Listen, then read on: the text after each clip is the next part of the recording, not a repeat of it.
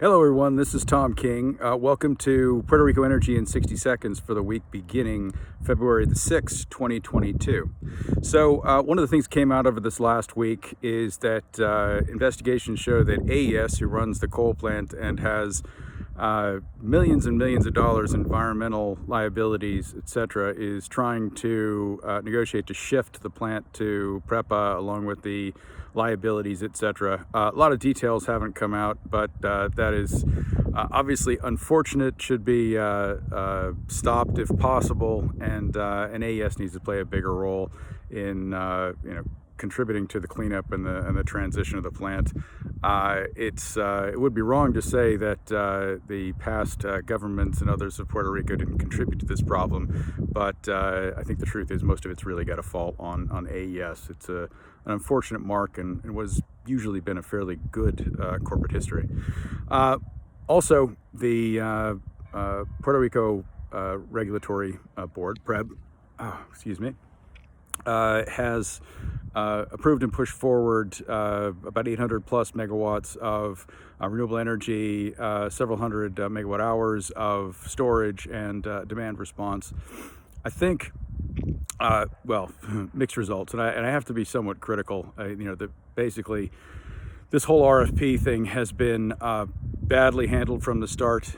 This not only looks like, but basically is, buy the pig, put lipstick on it, and move on to phase two.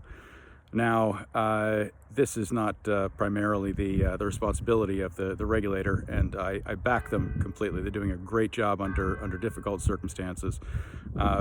But the counter argument to doing anything other than going forward with this 800 megawatts is that it's good to have something, given the state of the grid and the generation in Puerto Rico with all of the oil and coal. Something's got to start coming in and replacing that capacity. And even if this is a result that is really objectively a failure, but by international standards quite low, there are some excellent developers within that group.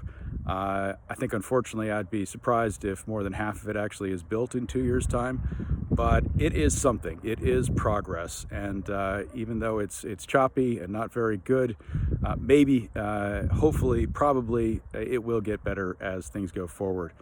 One other bit of criticism I have to make again for the PREB is that these guys, Action Group, that they hired under a no-bid contract, I think they'd be extremely well suited for an RFP process in California or Massachusetts or the northern states, but they're wholly unsuited for the task here. They're very technical, they're very process-oriented, the process, and they certainly need this. I would like to say that the PREB and probably with the help of Action Group, I've seen some of the questions. They're starting to ask some of the right questions, but they're certainly not coming up with any of the right answers. And the makeup, if you want to be successful here, there are no lawyers in this group. There are no investment bankers in this group. There are no marketing people in this group.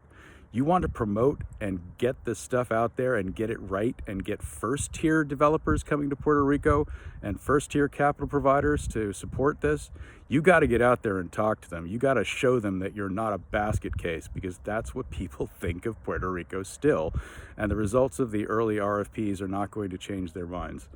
There's so much potential here, and we're going to continue to work to make it happen.